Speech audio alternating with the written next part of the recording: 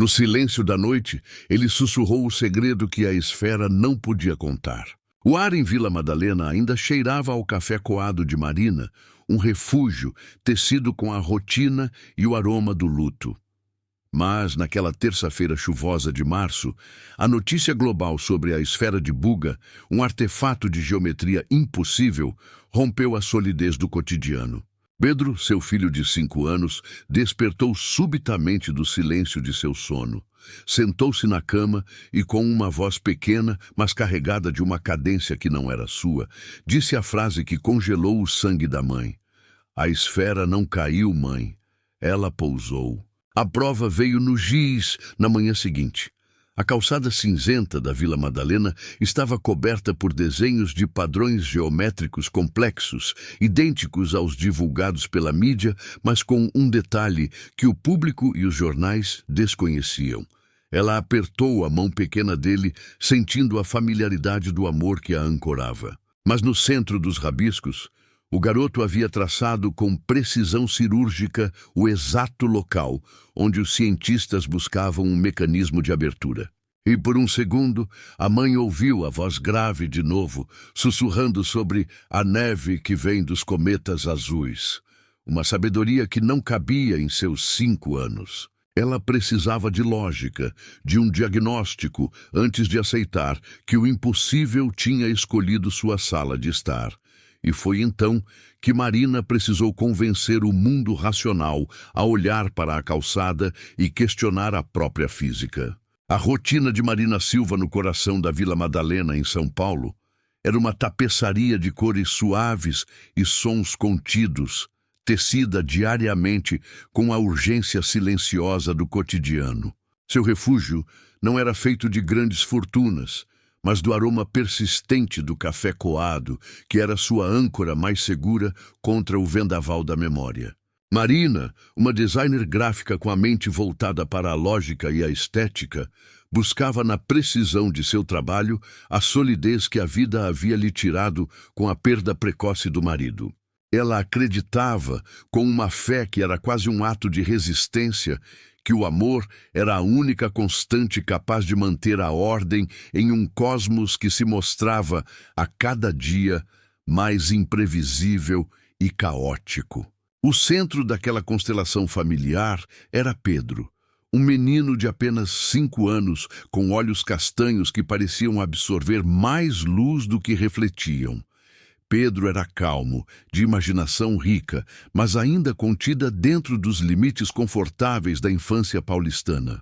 Seu mundo era feito de blocos de montar, carros de plástico e a previsibilidade dos desenhos animados. Era um universo que Marina havia construído como um santuário contra a ausência, um lugar onde a dor da saudade não podia entrar. A vida deles seguia o ritmo da razão. A entrega de projetos, a conta no vermelho, as reuniões de condomínio sobre o barulho do vizinho. O extraordinário existia apenas nos livros que liam antes de dormir, e Marina rezava para que assim continuasse. No entanto, o universo tem um jeito sutil e implacável de se impor sobre a lógica humana, e o convite para o mistério se abriu em uma terça-feira chuvosa de março. O ar frio da garoa paulistana parecia carregar, além da umidade, o peso da notícia que dominava todas as mídias. As telas dos celulares e tablets ferviam com as imagens da esfera de Buga, um artefato metálico de geometria impossível que havia aterrissado, ou, como a imprensa cautelosa preferia dizer, caído em uma floresta remota da Colômbia.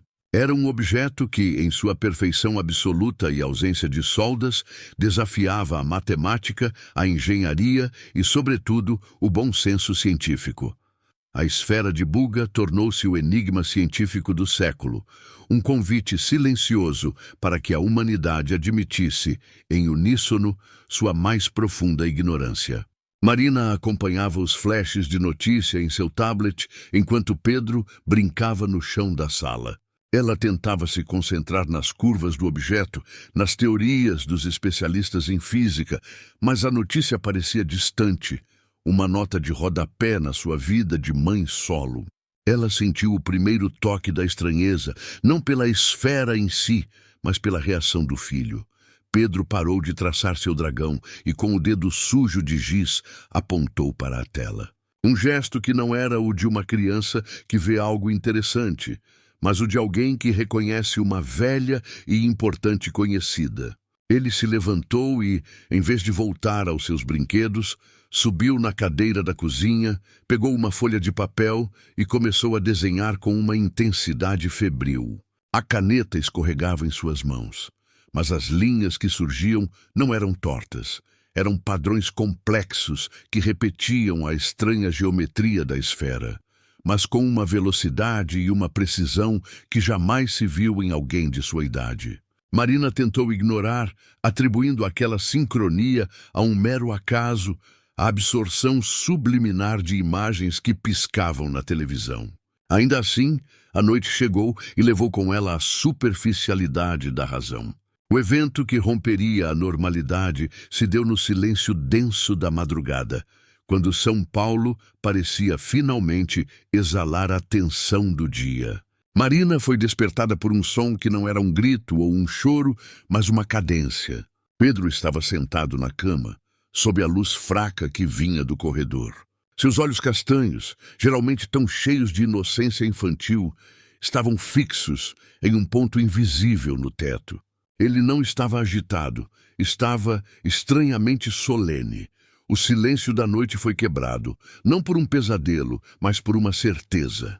A voz que saiu de seu peito não era a voz infantil que pedia suco ou colo. Era pequena, sim, mas carregada de uma gravidade e uma autoridade que pareciam emprestadas de milênios. Uma ressonância que não cabia em seus 5 anos e que fez Marina sentir o ar frio em sua nuca. A esfera não caiu, mãe, ele murmurou sem piscar. Ela pousou. Ela é um presente. E agora ela está falando através de mim sobre a neve que vem dos cometas azuis. A frase era inteira, articulada, e a palavra cometas azuis soou como o estilhaçar do mundo. Marina sentiu um arrepio que não vinha do frio da noite, mas da certeza súbita de que o que estava à sua frente não era um filho assustado, mas uma afirmação carregada de um conhecimento impossível. Não era a linguagem da fantasia ou o eco de um desenho animado, mas uma declaração direta, precisa, sobre algo que estava além do alcance da humanidade. A leveza da rotina havia sido substituída de forma absoluta pelo estranhamento. O tom do convívio mudou naquela hora. Marina não conseguiu dormir. Ficou observando a pessoa no centro da experiência, que havia voltado a dormir com a serenidade de quem acabou de transmitir uma mensagem crucial. No peito de Marina, o medo de uma doença se misturava ao pavor do inexplicável. Ela se agarrava à razão, repetindo para si mesma que era o estresse da perda, a carência do pai, qualquer coisa que pudesse ser rotulada e tratada pela ciência. Mas a esfera havia pousado, e na manhã seguinte a evidência inicial se manifestou no concreto. Pedro pegou seus dizes de calçada, e em vez de castelos, bonecos ou jogos de amarelinha, ele preencheu toda a superfície cinzenta da calçada com padrões geométricos. Não eram rabiscos de criança. Eram desenhos complexos, traçados com uma precisão que desafiava a coordenação motora de alguém de sua idade. A calçada parecia uma folha de papel técnica, revelando um diagrama que o mundo ainda não compreendia. O pavor de Marina se misturava ao fascínio. Aqueles padrões eram idênticos em cada curva e linha. Aqueles que o projeto Buga havia divulgado à imprensa em imagens de satélite. Mas havia um detalhe crucial que tornava a cena profundamente inquietante e rompia qualquer chance de explicação racional. No centro de cada desenho, Pedro havia traçado um pequeno círculo com uma precisão cirúrgica, marcando a junção de 3 linhas. Um ponto que Marina leria dias depois em um fórum restrito de físicos. Era o exato local onde os cientistas buscavam secretamente um mecanismo de abertura na superfície indestrutível do objeto. O garoto com um giz de cera havia revelado a chave para o enigma. Marina sentiu um frio percorrer sua espinha, um sinal de que o ceticismo estava perdendo a batalha. Ela se ajoelhou e passou a mão sobre o traço azul que Pedro havia usado. A cor azul, antes um mero pigmento de calçada, tornava-se agora um símbolo. A promessa de uma neve cósmica, a lembrança de algo muito maior e a assinatura de uma inteligência que havia escolhido a voz de uma criança como seu primeiro mensageiro. Aquele pequeno detalhe inquietante que convidava a continuar a história não era a esfera em si, mas a certeza que se instalou em Marina. Ela olhou para o garoto, que agora ria enquanto observava um carro passar. O que mais aquela criança guardava? O que significava aquele conhecimento que ele não deveria ter? Era um mistério que estava apenas começando e que a forçaria a confrontar a força que se opõe ao seu próprio ceticismo. A voz grave e milenar que ecoava sem aviso no peito de seu filho de 5 anos. O mundo comum havia se dissolvido e no seu lugar surgia um caminho novo, pavimentado por giz azul e perguntas sem resposta. O silêncio do fim do dia não trazia mais paz, mas a expectativa tensa de qual seria o próximo sussurro cósmico. A pessoa no centro da experiência, Marina, tentou, com todas as suas forças, fechar a porta para o abismo que se abria sob seus pés. Sua mente, treinada em diagramas e organização visual, exigia uma explicação catalogável, um rótulo médico que pudesse ser tratado com terapia, medicação ou, na pior das hipóteses, aceitação. Ela lavou o giz da calçada com a pressa de quem tenta apagar uma evidência inconveniente de um crime que não cometeu. Mas a imagem do pequeno círculo cirúrgico, o segredo revelado pela mão infantil, queimava em sua retina. O primeiro passo foi racional: consultar a autoridade que se opõe à fantasia. O pediatra, um homem paciente e cansado, sugeriu o estresse pós-traumático pela perda do pai, uma projeção perigosa de carência que a criança tentava preencher. Mas a negação de Marina tinha data de validade. Os padrões geométricos não eram apenas repetidos, eles se tornavam mais intrincados, mais precisos. A tensão em seu peito era uma pressão constante, silenciosa, o medo de que seu filho estivesse desenvolvendo um distúrbio mais sério, algo que a quebraria completamente. Foi então que ela buscou a mente mais afiada que pôde encontrar. O Dr. Roberto Mendes, um neurocientista renomado, conhecido por sua abordagem implacavelmente cética e por sua recusa em aceitar qualquer coisa que não pudesse ser provada em uma ressonância magnética. O Dr. Mendes, um homem de 40 anos e olhar analítico, representava a autoridade externa, o proxy do público racional. Ele inicialmente descartou a história de Marina com uma polidez fria. Era, para ele, um caso clássico de memorização subliminar, ou, o que era mais comum em casos de mídia, fraude inconsciente dos pais. Ele era a força que se opõe não a Pedro, mas à própria ideia de que o mistério poderia ser real. Mas a esfera de Buga não permitia a permanência do ceticismo fácil. O Dr. Mendes iniciou a avaliação aprofundada com a convicção de que encontraria uma anomalia neurológica comum. Contudo, durante uma sessão de perguntas e respostas sobre imagens aleatórias, as primeiras provas concretas se acumularam, silenciando o cientista. O menino, com os pés balançando no ar e a voz suave de quem narra uma brincadeira, começou a descrever a composição exata das microesferas no núcleo do artefato de Buga. Ele usou termos como sílica cristalina e ligas de tungstênio para descrever os componentes do objeto, informações que eram classificadas como top secret, restritas apenas à equipe de pesquisa internacional. O neurocientista gravou cada palavra, observando a pessoa no centro da experiência, com uma crescente, mas contida, fascinação. O Dr. Mendes tentou enquadrar a descrição como um conhecimento acidentalmente absorvido, mas o garoto foi além. Ele explicou a função dessas microesferas. Elas são a neve, Pedro sussurrou, inclinado sobre a mesa fria do laboratório. Elas seguram a memória até que o pulso chegue do céu. O ar na sala do consultório ficou pesado. A lógica do Dr. Mendes foi atingida por um golpe certeiro. A alternância natural de emoções sutil deste momento era a oscilação aguda de Marina.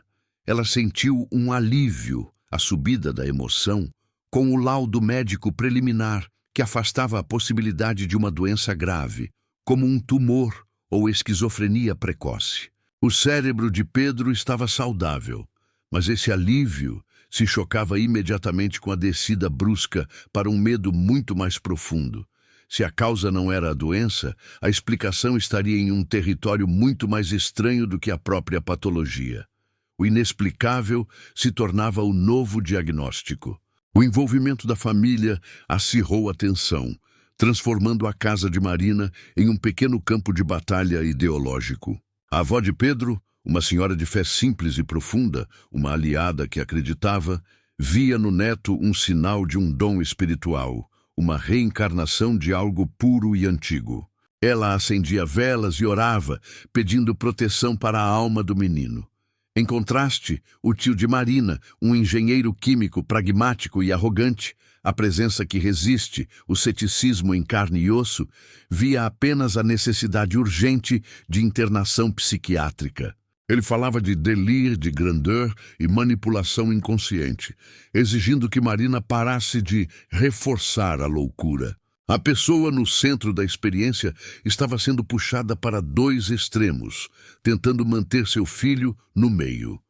O conflito não era externo, era a luta entre fé e razão, entre o visível e o sentido.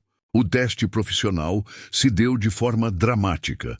O Dr. Mendes, determinado a esgotar as possibilidades científicas, submeteu Pedro a uma ressonância magnética funcional, fMRI.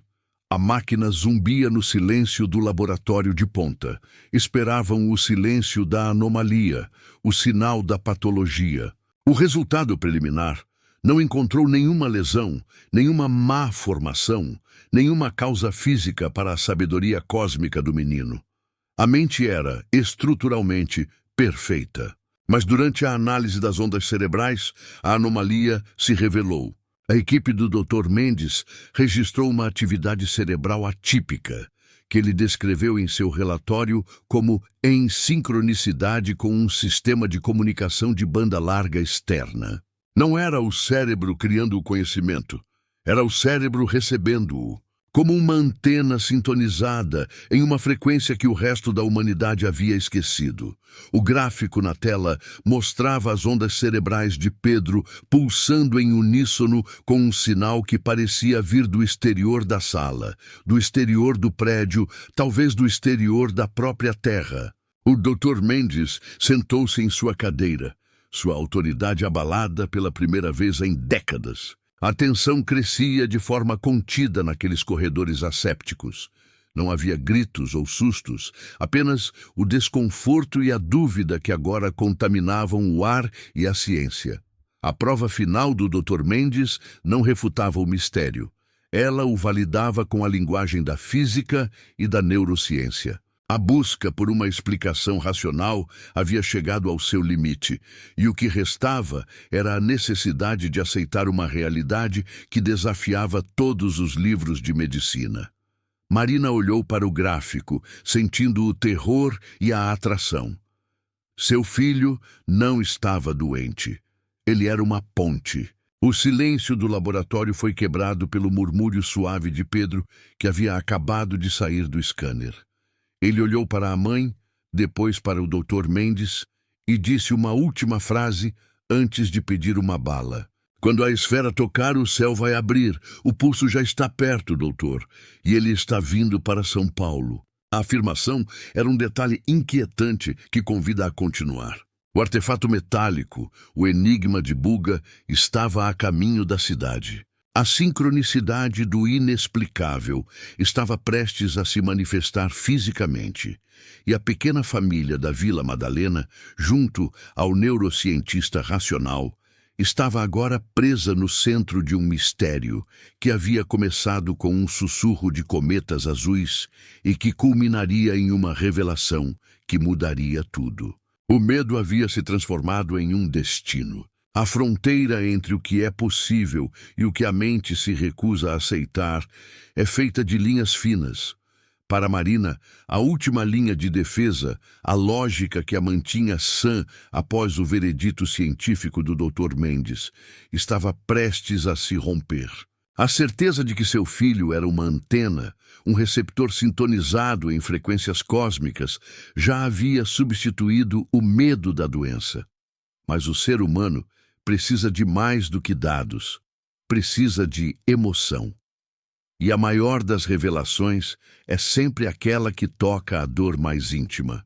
A esfera de Buga foi transportada para São Paulo, acomodada em um laboratório de isolamento no campus de uma universidade renomada. O peso de sua presença era quase físico. Os cientistas trabalhavam dia e noite, tratando o objeto com uma mistura de reverência e terror. A superfície metálica, indestrutível e fria, permanecia silenciosa, apesar de todos os esforços de análise. A pessoa no centro da experiência estava em casa, desenhando obsessivamente o pequeno círculo cirúrgico. Ela sentia que o enigma havia se deslocado de um problema de física para uma questão de alma.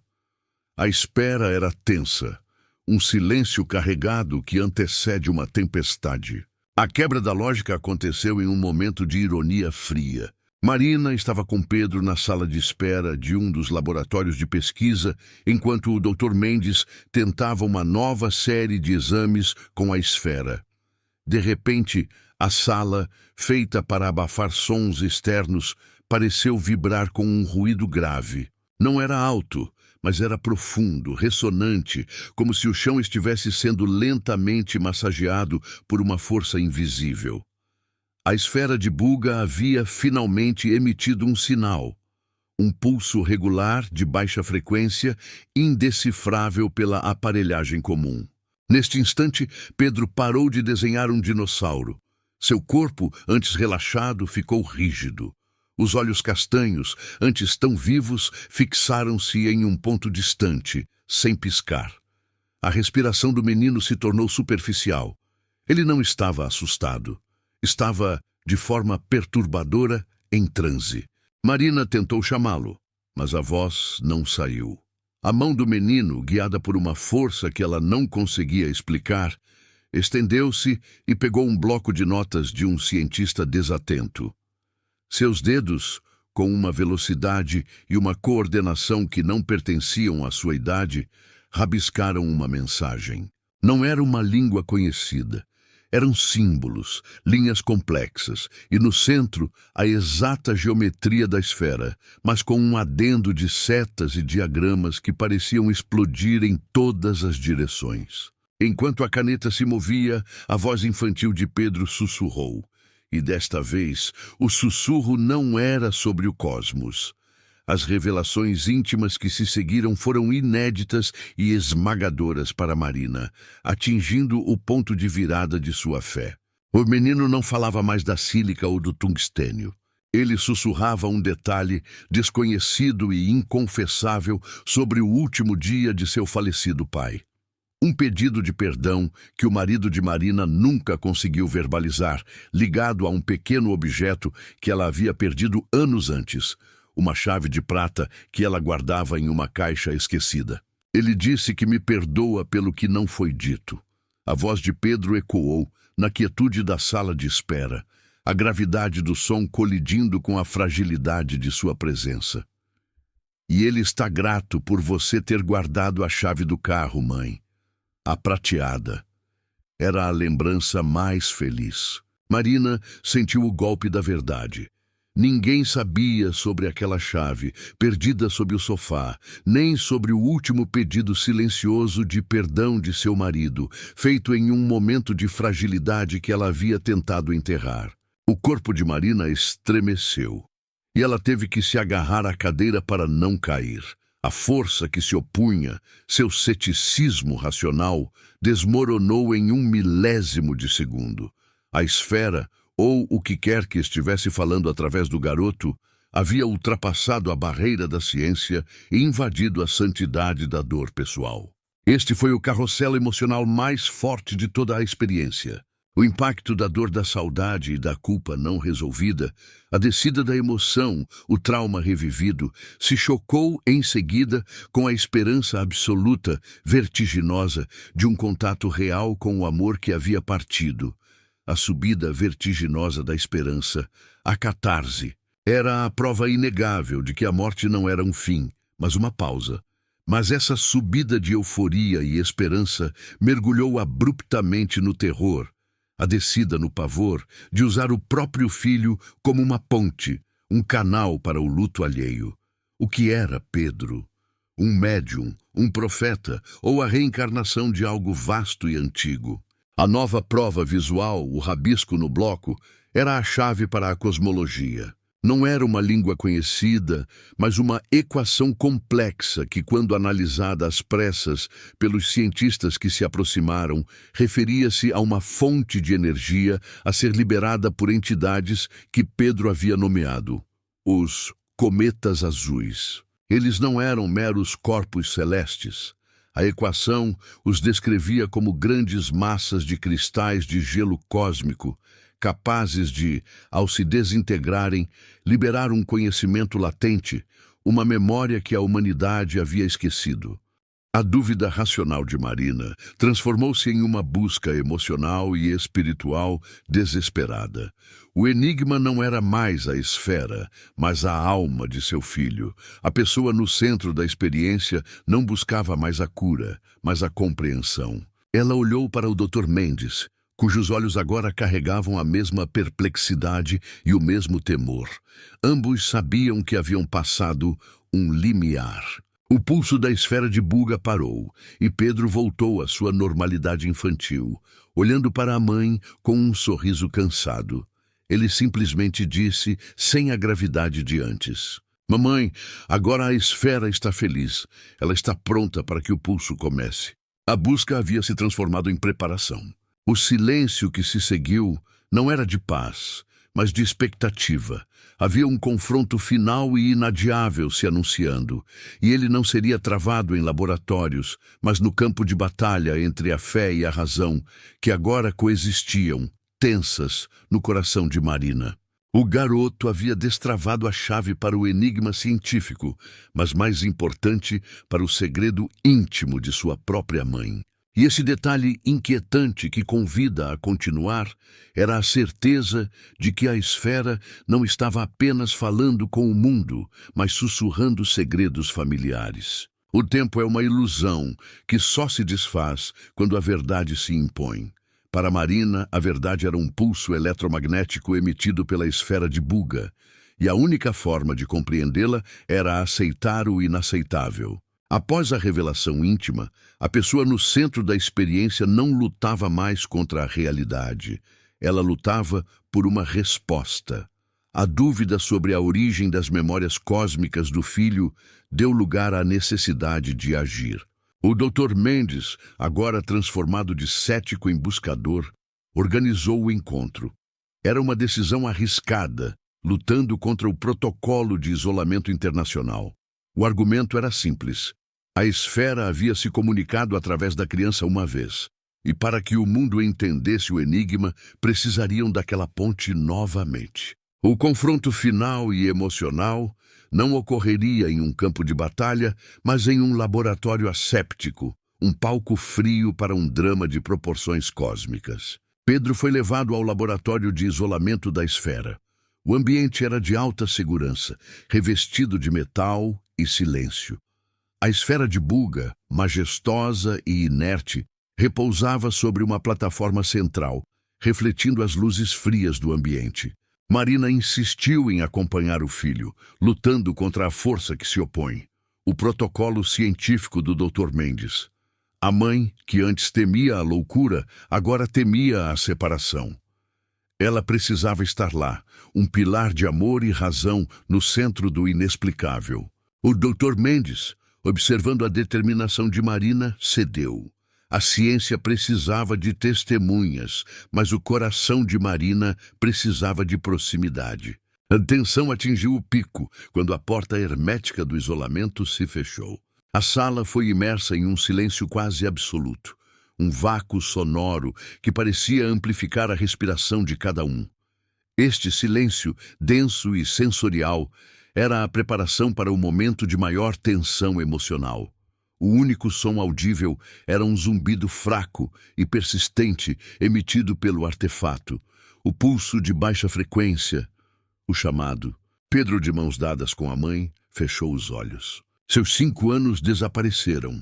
O corpo da criança ficou imóvel, mas a sua presença, a sua aura, tornou-se imensa, ancestral. Marina apertou a mão do filho, sentindo um arrepio de eletricidade estática percorrer seu braço. A voz que emergiu não era mais o murmúrio do quarto, mas um eco grave e ressonante que parecia vir de uma câmara de pedra, carregado da autoridade de milênios. Não era mais Pedro, mas uma consciência atemporal que falava através dele. Uma voz que não julgava, apenas comunicava. O conhecimento é neve que cai em solo fértil. A voz ressoou na sala. O medo é o gelo que impede a germinação. O confronto interno de Marina atingiu a catarse. A razão, o Dr. Mendes em seu cérebro, exigia que ela puxasse o filho para longe do perigo iminente, que ela fugisse daquele lugar que violava todas as leis da natureza. Mas o coração de Marina, inundado por uma aceitação avassaladora, a fez apertar a mão de Pedro com mais força.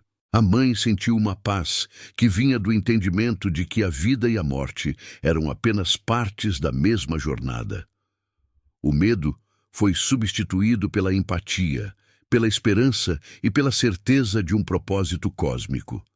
Ela era uma mãe segurando a mão de seu filho em uma encruzilhada de dimensões. O segredo inquestionável foi revelado não em palavras, mas em uma projeção sensorial e simbólica. A esfera e Pedro, em uníssono, ativaram um pulso de luz. Não era uma luz branca ou artificial, era uma luz azul profunda, de um tom que Marina nunca havia visto. Ela encheu a sala, e no centro dela, a esfera projetou o que parecia ser uma imagem tridimensional, uma visão. Todos os presentes viram a origem dos cometas azuis. Eles não eram meros corpos celestes inertes. Eram vastas estruturas de gelo cristalino, que se moviam pelo espaço como navios silenciosos. O Dr. Mendes entendeu de imediato. O gelo não era H2O comum. Era composto de cristais que atuavam como cápsulas de memória, armazenando o conhecimento latente da humanidade.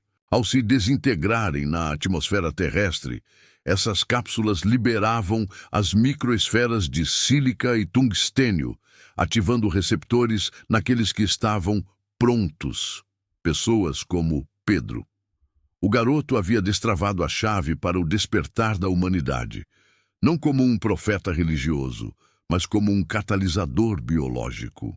O clímax sensorial culminou em um flash de luz azul que inundou a sala. A cor, o símbolo recorrente, era agora a cor da revelação. A luz trouxe uma onda de liberação emocional. A verdade era assustadora, mas, sobretudo, cheia de propósito cósmico. A dualidade entre o visível e o sentido, entre o racional e o emocional, foi resolvida naquele ápice. Pedro não estava doente. Ele estava, em sua essência, cumprindo uma missão de despertar. A tensão atingiu o pico, e com a liberação emocional, a preparação para o desfecho se iniciou. A voz atemporal deu sua última instrução. O ciclo começou. O retorno da neve azul é a lembrança de que todos somos parte da mesma teia. A esfera cumpriu seu propósito. Agora, o silêncio é o professor. A luz azul começou a se retrair, concentrando-se novamente na esfera, que se tornou inerte, fria e metálica como no início. Marina desabou no chão, abraçada ao filho, sentindo o tremor em seu corpo, a exaustão de ter testemunhado o limite da realidade. O que restava era a certeza de que a vida havia se expandido para além da morte, para além do tempo. O que havia sido um confronto se transformou em aceitação. O mundo da Vila Madalena, o trabalho de designer gráfica, a conta no vermelho. Tudo parecia pequeno e insignificante diante da vastidão do que acabavam de testemunhar. O medo havia sido substituído pela esperança, e o pequeno círculo azul, antes um segredo na calçada, era agora a marca de uma nova era. O silêncio do fim do momento de maior tensão emocional prometia uma resolução calma e reflexiva, um alívio que seria, na verdade, a maior das transformações. O silêncio que se seguiu ao flash azul não era o fim, mas uma respiração profunda do universo. A luz se desvaneceu, e o laboratório, antes palco de uma revelação cósmica, voltou à sua rotina fria de metal e concreto. O zumbido da esfera havia cessado. No chão, a pessoa no centro da experiência marina desabou não de fraqueza, mas de alívio. Ela abraçou o filho, sentindo a fragilidade de seu corpo infantil retornar sob suas mãos. Pedro abriu os olhos, e a gravidade milenar havia desaparecido, substituída pela inocência de um menino de 5 anos, exausto, mas sorrindo para a mãe com o semblante de quem acaba de voltar de uma viagem muito longa e importante.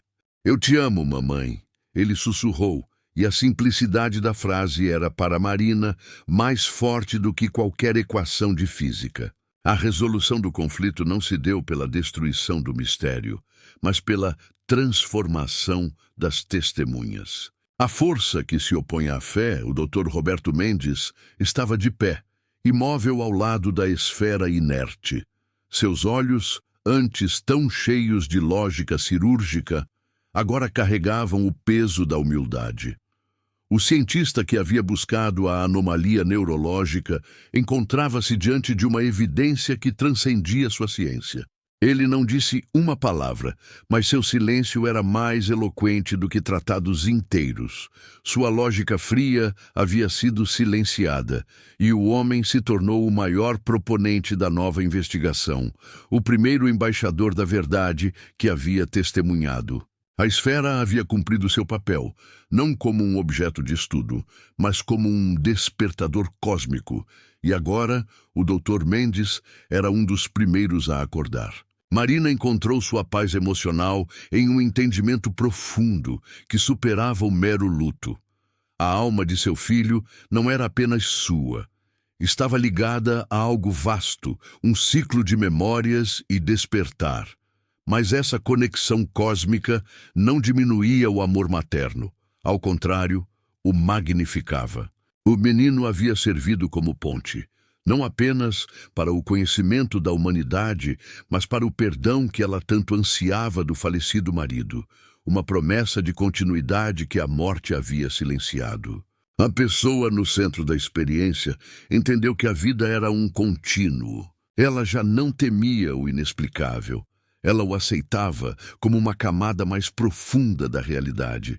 O pequeno círculo que Pedro havia desenhado na calçada e que era a chave da esfera não era mais um segredo inquietante. Tornou-se um símbolo recorrente, um desenho que agora enfeitava o quarto do garoto, não como rabisco, mas como lembrança da ponte que ele havia construído entre os mundos. O mundo científico tentou, em vão, replicar o que houve naquela sala. A esfera de Buga foi exaustivamente examinada, mas o pulso nunca mais se repetiu. O artefato permaneceu frio, metálico, o enigma de geometria perfeita, mas que a ciência se recusava a confessar que havia sido ativado por uma consciência que ia além do nosso tempo. O mistério não foi resolvido pelas equações, mas compreendido em seu propósito, ser um farol, um catalisador de memória. A vida na Vila Madalena voltou a ter um ritmo. Marina voltou ao seu trabalho, mas a cor de seu olhar era diferente. Ela via o mundo com uma textura nova, mais rica, mais profunda.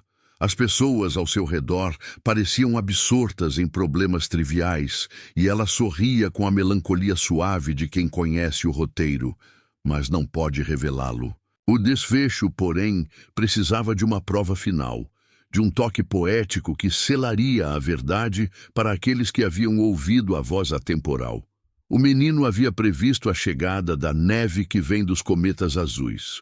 Exatamente, um ano depois daquele momento de maior tensão emocional no laboratório, o fenômeno aconteceu.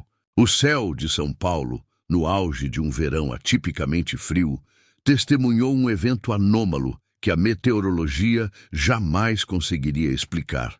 Uma nevasca de finíssimos cristais de gelo azul. Não era uma nevasca comum. Os flocos eram esferas minúsculas, brilhantes e frias, que cobriram a cidade com um manto silencioso. A ciência tentou encontrar a explicação lógica, partículas atmosféricas, erro de software, qualquer coisa que pudesse salvar a razão. Mas todos os que testemunharam a esfera, Marina, o Dr. Mendes, a equipe de cientistas, até mesmo o tio cético de Marina, entenderam. Não era o caos. Era a promessa. A memória cósmica, liberada pelos cometas azuis, estava sutilmente caindo sobre a humanidade. O mundo não mudou por uma invasão dramática, mas por uma lembrança ativada, por um despertar silencioso. A maioria das pessoas viu apenas um fenômeno natural estranho, mas para Marina, o gelo azul era a confirmação do propósito, a certeza de que seu filho era a chave para algo imenso. A dualidade entre o visível e o sentido havia se resolvido em uma aceitação serena. O momento final entrega um duplo fechamento. Marina encontra a paz, o amor continua, transcende o túmulo e as dimensões, e a alma de Pedro está segura, ligada a uma teia de vida que ela mal pode conceber. O silêncio na casa deles, após a nevasca azul, não era o da ausência, mas o da plenitude. A força que se opunha foi transformada. A pessoa no centro da experiência foi redimida pelo conhecimento. A história se encerra, não com uma resposta definitiva, mas com uma dúvida poética que o público levará consigo. Um pensamento que paira sobre a tranquilidade da cena final. E se a maior sabedoria do universo não estiver nas estrelas distantes, nos nésimos planetas, ou nos tratados de física complexos, mas no silêncio dos segredos íntimos que um filho decide contar à sua mãe, restaurando a fé na continuidade da vida e no poder inabalável da memória.